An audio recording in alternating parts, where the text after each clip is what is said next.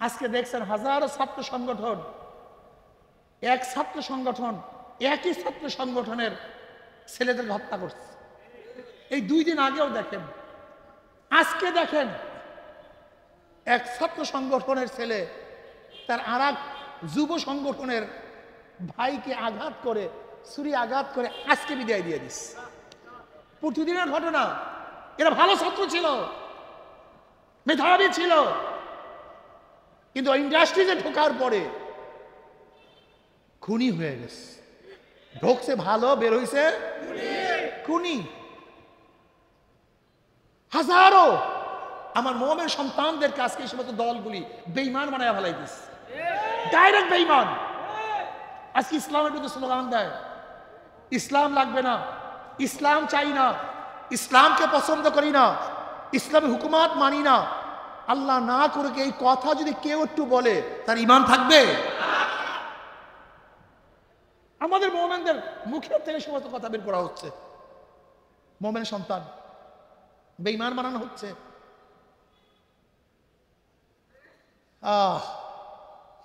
আল্লাহ আমাদের সবাইকে মাফ করে দেন।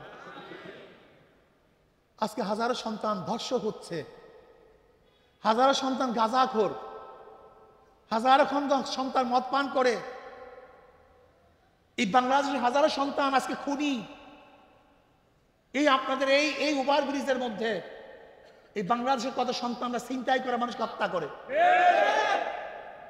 এদেরকে আমরা ভালো বানাতে পারি নাই, সৎ বানাতে পারি নাই, কর্মস্থান তৈরি করতে পারি নাই, আদর্শ শিক্ষা দিতে পারি নাই।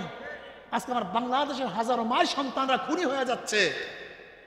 আজকে তারা রিশাঘর হচ্ছে, জালেম ধর্ষক হচ্ছে। আপনি বিশ্বাস করতে পারেন এরা আমাদেরই সন্তান, আমাদের গর্ব ছিল। আজকে তাদেরকে নিয়ে আমরা গর্ব করতে পারি না। আজকে যে সমস্ত সন্তানরা ওই যে তুহিনকে হত্যা করছে তারা কারা? এ আমাদেরই বাংলাদেশের সন্তান। আজকে খসরাত দুনিয়া ওয়াল আখিরা। যাকে হত্যা করছে সেও শেষ, যারা হত্যা করছে তারাও শেষ। ওই আবরার ফাহাদকে যারা হত্যা করছে, আবরার ফাহাদও দুনিয়াতে নাই, আর যারা হত্যা করছে প্রত্যেকের ফাঁসি দেয়, প্রত্যেকের ফাঁসি দেয়, তারাও শেষ। এমন সংগঠনেরা তৈরি করছে, এদের এখানে ঢুকলে, ফেরেশতা ঢুকলে আজাজিল বের হয়ে যায়। ভাইরা রাগ করিও না, একটু গবেষণা করো, একটু দেখো। গাঁজা মুখী নিয়ে দুনিয়ার কেউ জন্মগ্রহণ করে নাই, মদ মুখী নিয়ে কেউ জন্মগ্রহণ করে নাই। তা গাঁজা শিখছি কিভাবে? কথা বলেন। মদ শিখছি কিভাবে? হ্যাঁ, একদিনে চিন্তা করছো?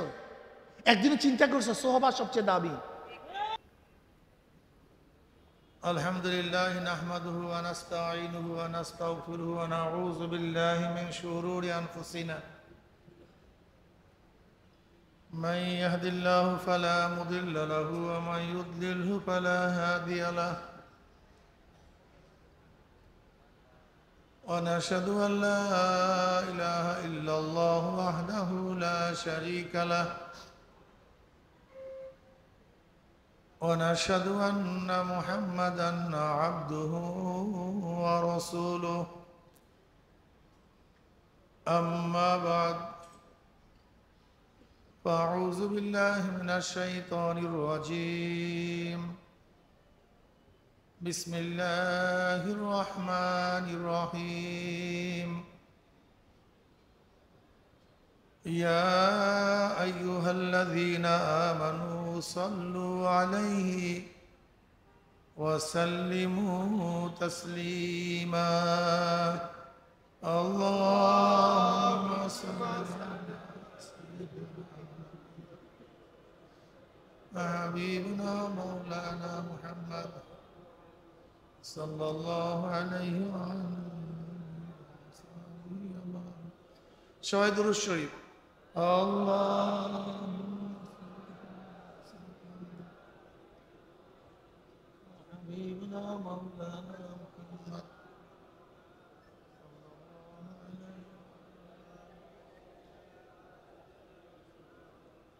اللهم صل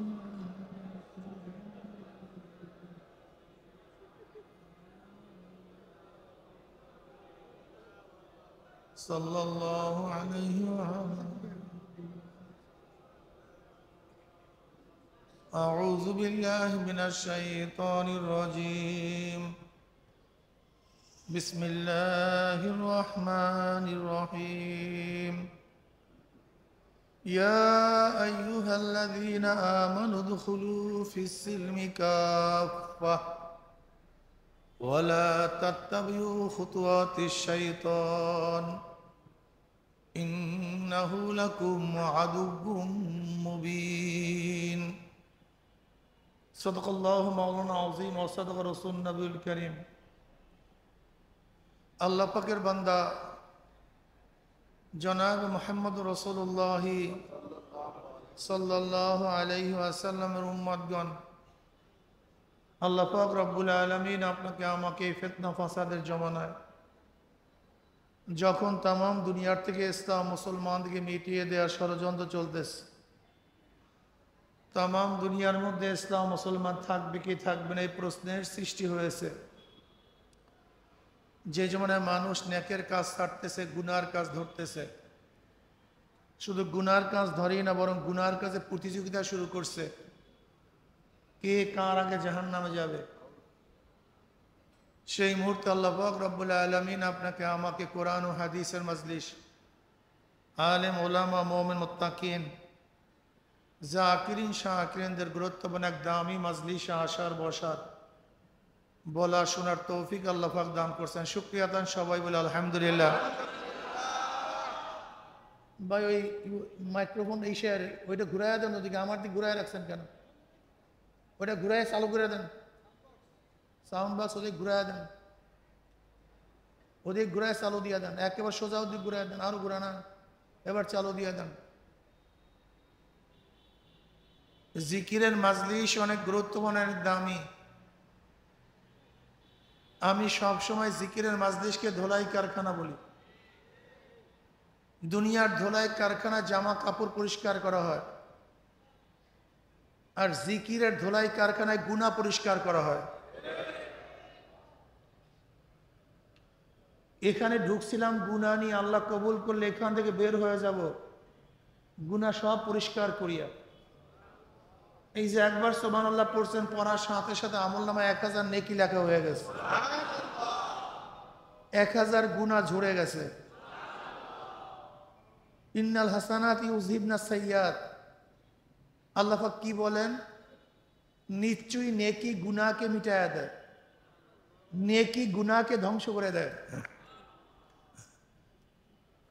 ময়লা পাত্রের মধ্যে যদি স্বচ্ছ পানি ঢালতে থাকেন, এক সময় দেখবেন ময়লা বলতে কিছু নাই, সবই পরিষ্কার। ঠিক বান্দি যখন নেকের আমল করতেই থাকে, এক সময় দেখা যায় গুনাহ বলতে কিছু নাই, সবই নেক আর নেক। এই মাজলিস এত গুরুত্বপূর্ণ, এত দামি। রাওয়ায়াতের মধ্যে আছে, মা মিন কওমিন ইজতামাউ ইয়াসকুল্লাহ তাআলা লা ইউরিদুনা বিযালিকা ইল্লা ওয়াজহাহু ইল্লা নাদাহুম মুনাদি মিনাস সামাই আন কুমু মাগফুরাল লাকুম কদ বুদ্দিলাস সাইয়্যাতুকুম হাসানাত। যখন জাকিরিন জিকিরের মাজলিস ছাড়তে থাকে, একদল আহ্বানকারী ফেরেশতারা আসমান থেকে ডাক দেবে, জাকিরিন সুসংবাদ শোনো, আল্লাহ পাক তোমাদের গুনাহ খাতা সব মাফ করে দিয়েছে। মাফ করছে তাই নয়, তোমাদের সমস্ত গুনাহকে আল্লাহ নেকের দ্বারা পরিবর্তন করে দিয়েছে। সব নকল টাকা অরিজিনাল টাকা হয়ে যাবে, সব গুনাহ নেকের দ্বারা পরিবর্তন হয়ে যাবে। এই মাজলিস অনেক গুরুত্বপূর্ণ, অনেক দামি। আমি সংক্ষিপ্ত আলোচনা করব, খুব খেয়ালের সাথে কথা শোনা চাই। চরমোনাই কি কাজ করে, এদের মিশনটা কি, এরা কি চায়, এদের বক্তব্য কি, আমরা অনেকেই জানি, অনেকে জানি না। যেই সমস্ত বন্ধুরা জানেন না, তারা চরমোনাই ওয়ালাদেরকে গালি দেয়, মন্দ বলে, আর বলে তো আশ্চর্য আর কিছু নেই, বরং এইটাই বাস্তবতা। আল্লামা জাকারিয়া সাহেব রহমতুল্লাহ আলাইহি ফাজাইল আমুল কিতাব শুরুই করেছেন, ওমান আহসানু কাওলাম মিম্মান দাআ ইলাল্লাহি ওয়া আমিলা সালিহান ওয়া ক্বালা ইন্নানি মিনাল মুসলিমিন। এই আয়াতের মাধ্যমে প্রথম তিনি চ্যাপ্টার নিয়ে আসছেন দাওয়াত। কিসের চ্যাপ্টার ভাই? তার ফাজাইল আমর কিতাবের শুরুতে দাওয়াতের চ্যাপ্টার নিয়ে আসছেন। তিনি সেখানে বলেন, যদি দেখো তোমার দাওয়াতের মাধ্যমে সবাই খুশি, ইসলামের দুশ্মনরাও খুশি, ইসলামের বিপক্ষের লোকগুলোও খুশি, তোমার উপরে সবাই খুশি, নিশ্চিত মনে রাখবা তুমি দ্বীনের কোন অংশ ছেড়ে দিয়েছো। তুমি পরিপূর্ণ দ্বীন পালন করো না, পরিপূর্ণ দ্বীনের দাওয়াত দেও না। আমার কথা না, কিন্তু আমি আগে রেফারেন্স দিয়েছি ভাই, হাওলা দিয়েছি, এটা ফাজাইল আমলের কিতাবের কথা বলতেছি। যদি দেখো ইসলামের দুশ্মনরা তোমাকে খুব কুলু কুলু কুলু কুলু করে, আদর করে, সোহাগ করে, ভালোবাসে, নিশ্চিত মনে রাখিও তুমি দ্বীনের কোন অংশ ছেড়ে দিয়েছো, তুমি পরিপূর্ণ দ্বীন আদায় করো না। তুমি পরিপূর্ণ দ্বীন আদায় করবার ইসলামের দুশ্মনরা তোমাকে মহব্বত করবে, এটা হতে পারে না, এটা হয় না।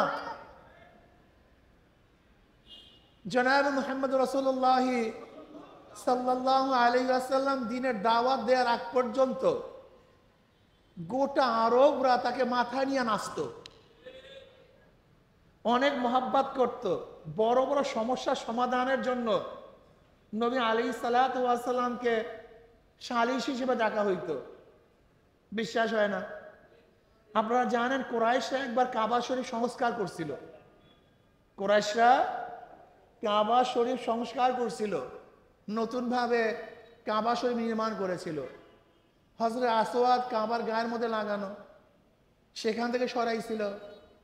নির্মাণের পরে হযরত আসওয়াদকে কাবার গায়ের মধ্যে সেটিং করার জন্য যখনই শুরু করছে তখনই ইখতিলাফ শুরু হয়ে গেছে। কাবা শরীফের গায়ের মধ্যে, ওয়ালের মধ্যে হযরত আসওয়াদ কোন গোত্রের লোক সেট করবে, স্থাপন করবে, ইখতিলাফ শুরু হয়ে গেছে।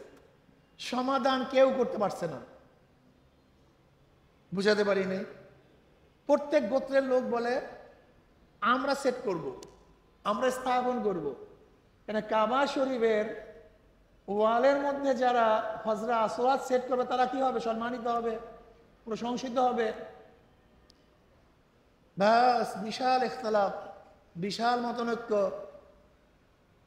এবার সবাই যুক্তি করছে এই সমস্যার সমাধান মুহাম্মদ বিন আব্দুল্লাহ সেই দিতে পারে, এর বাহিরে কেউ দিতে পারে না। তাকে ডাকো, তাকে ডাকো। তখন কিন্তু নবুয়াতে তিনি পান নাই, তখন কিন্তু তিনি নবী হন নাই। সেই সময়ের কথা বলতেছি। নবী আলাইহিস সালাতু ওয়াস সবাই ডাকছে। নবী আলাইহিস সালাতু ওয়াস বলছে, হ্যাঁ সমাধান আমার কাছে আছে। তিনি কিভাবে সমাধান করলেন? একটা রুমাল বিছাইস, রুমালের উপরে নিজে হযরত আসওয়াদকে রাখছে। রাখার পরে বলতে সমস্ত গোত্রের লোক রুমালের চারো পাশে ধরো। এবার সমস্ত গোত্রের লোক রুমালের চারো পাশে ধরছে। তাহলে এবার চলো কামার দিকে। কি কথা কন না কেন? চলো।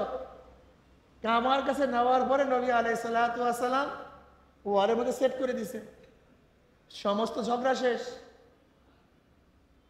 এই নবী আলাইহিস সালাতু ওয়াস সালাম আলামিন, আস-সুদুক, সবচেয়ে বিশ্বাসী, সত্যবাদী। কে বলছে? এই কাফেররা বলছে, মুশরিকরা বলছে।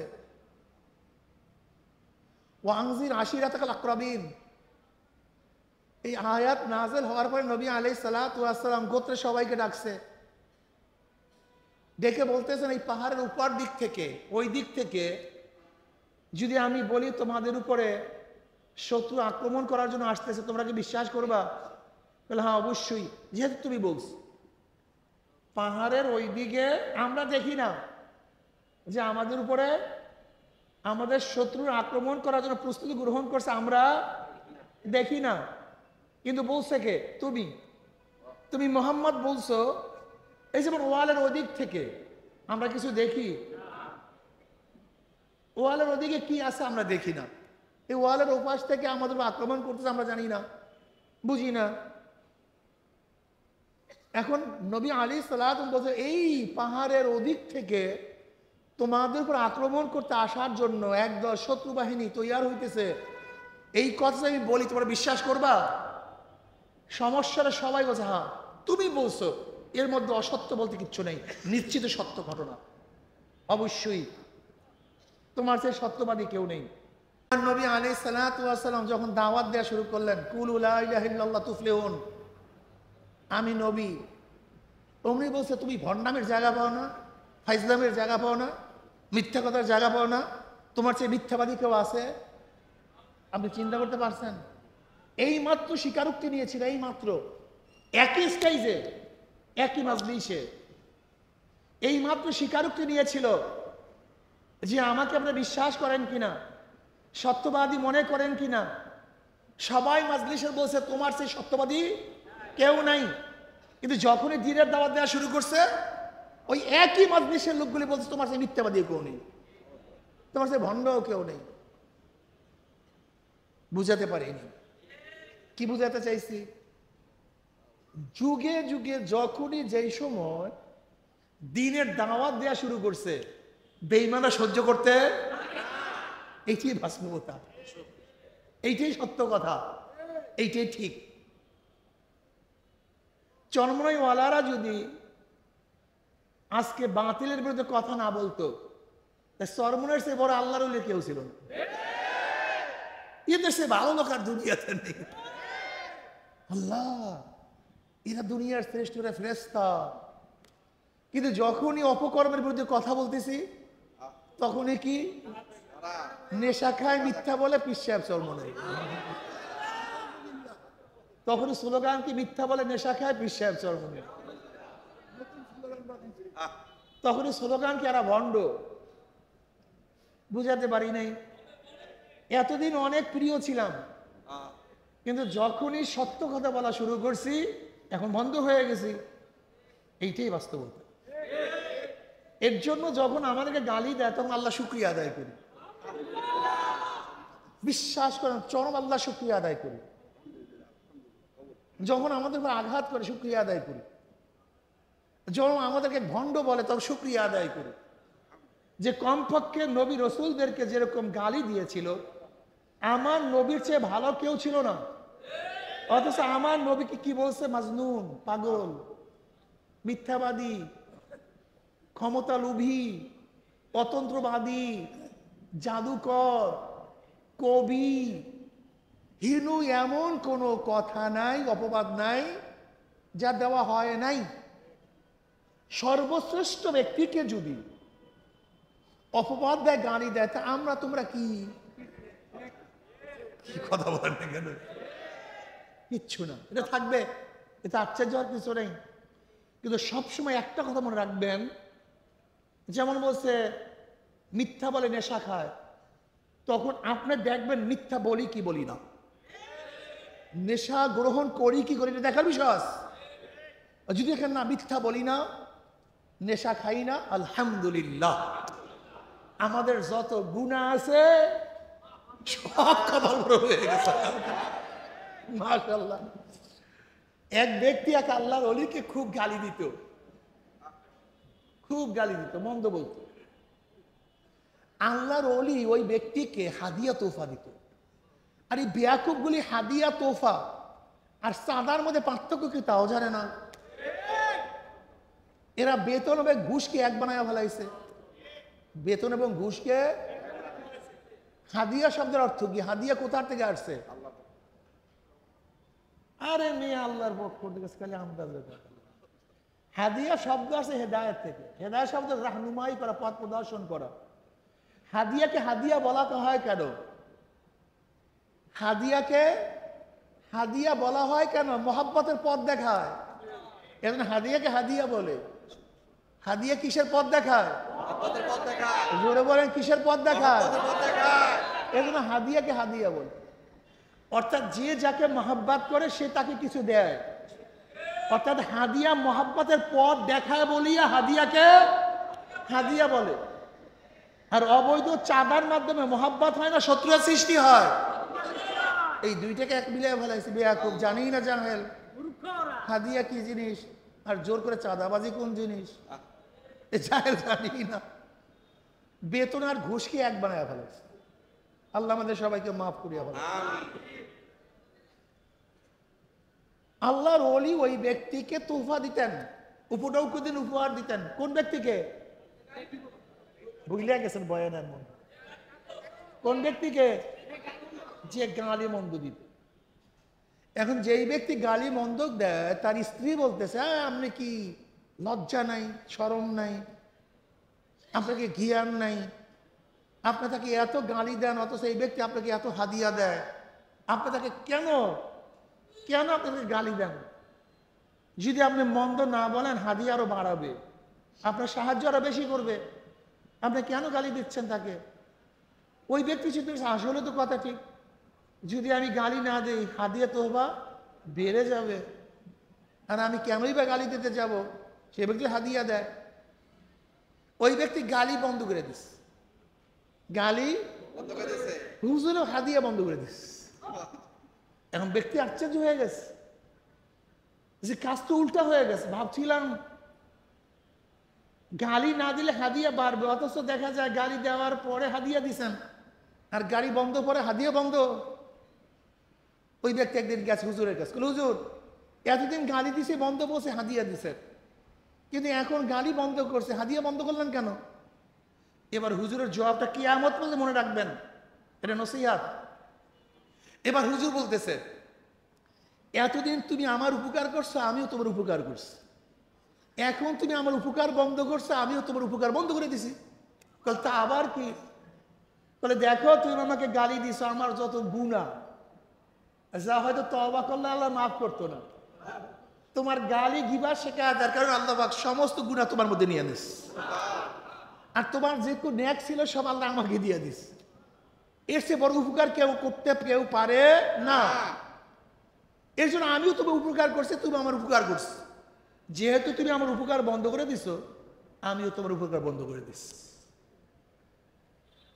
আজকে হাজারো মুমিনদেরকে বিভিন্ন দল বেঈমান বানায় ফেলাই দিস, হাজারো ভালো সন্তানদেরকে বিভিন্ন দল খুনি বানায় ফেলাই দিস। আবরার ফাহাদকে কারা হত্যা করছে? আবরার ফাহাদকে হত্যা করছে বুয়েটের ছাত্ররা। বুয়েটের ছাত্র কারা? সবচেয়ে জ্ঞানী, সবচেয়ে মেধাবী। বুয়েটে ভর্তি হওয়ার জন্য বাংলাদেশের সবচেয়ে বেশি মেধার প্রয়োজন। মেট্রিকে ভালো রেজাল্ট, আইএ ভালো রেজাল্ট, সব জিপিএ 5, এর নিচে কেউ বুয়েটে ভর্তি হইতে তাই মেট্রিক পর্যন্ত ছাত্ররা কি ছিল? ভালো ছিল না খারাপ ছিল? আইএ পর্যন্ত খুবই ভালো ছাত্র ছিল। আপনারা দেখেছেন এবার যারা মেট্রিকের মধ্যে ভালো রেজাল্ট করছে, ভালো নাম্বার পেয়েছে, ওরা কি বলছে? আমরা অ্যান্ড্রয়েড মোবাইল ব্যবহার করি না। ভালো ছাত্র অ্যান্ড্রয়েড মোবাইল ব্যবহার করে না, পড়াশোনার টানেই থাকে, নাহলে ভালো রেজাল্ট করতে পারে না। আর বর্তমানে আমাদের ছেলেরা 5, 8-এ পড়ে, খালি সারাদিন সারাদিন পড়াশোনা হবে না, গোল্লায় গেছো, তোমার কারবার শেষ, তোমার কারবার শেষ, তুমি গোল্লায় গেছো, তুমি ধরানন কলিকাতার রোড, তোমার কারবার শেষ।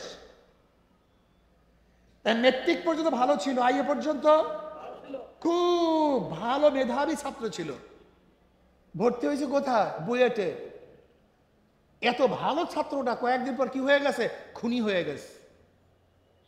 ছিল ভালো, হয়ে গেছে কি? কাদের কারণে? এই দলের কারণে, এই সংগঠনের কারণে। আমি এর জন্য বলছি কিছু দল আছে, ওই দলগুলির মধ্যে কোনো ফেরেশতাও যদি ঢোকে, একদিক থেকে ঢুকবে ফেরেশতা, বের হবে আজাজিল, ঢুকবে ভালো, হবে খুনি, বের হবে, ঢুকবে মেধাবী, হবে জালেম। আজকে দেখছেন হাজারো ছাত্র সংগঠন, এক ছাত্র সংগঠন একই ছাত্র সংগঠনের ছেলেদের হত্যা করছে।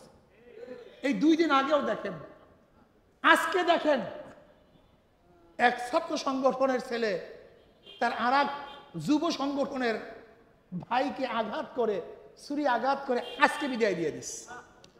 প্রতিদিনের ঘটনা। এরা ভালো ছাত্র ছিল, মেধাবী ছিল, কিন্তু ইন্ডাস্ট্রিতে ঢোকার পরে খুনি হয়ে গেছে। ঢোকছে ভালো, বের হইছে খুনি। হাজারো আমার মোমেন সন্তানদের কাছে এই সমস্ত দলগুলি বেঈমান বানায় ফেলাই দিস, ডাইরেক্ট বেঈমান। আজকে ইসলামের প্রতি স্লোগান দেয়, ইসলাম লাগবে না, ইসলাম চাই না, ইসলামকে পছন্দ করি না, ইসলামের হুকুমাত মানি না। আল্লাহ না করে এই কথা যদি কেউ একটু বলে তার ঈমান থাকবে? আমাদের মোমেনদের মুখের থেকে সমস্ত কথা বের করা হচ্ছে, মোমেন সন্তান বেঈমান বানানো হচ্ছে।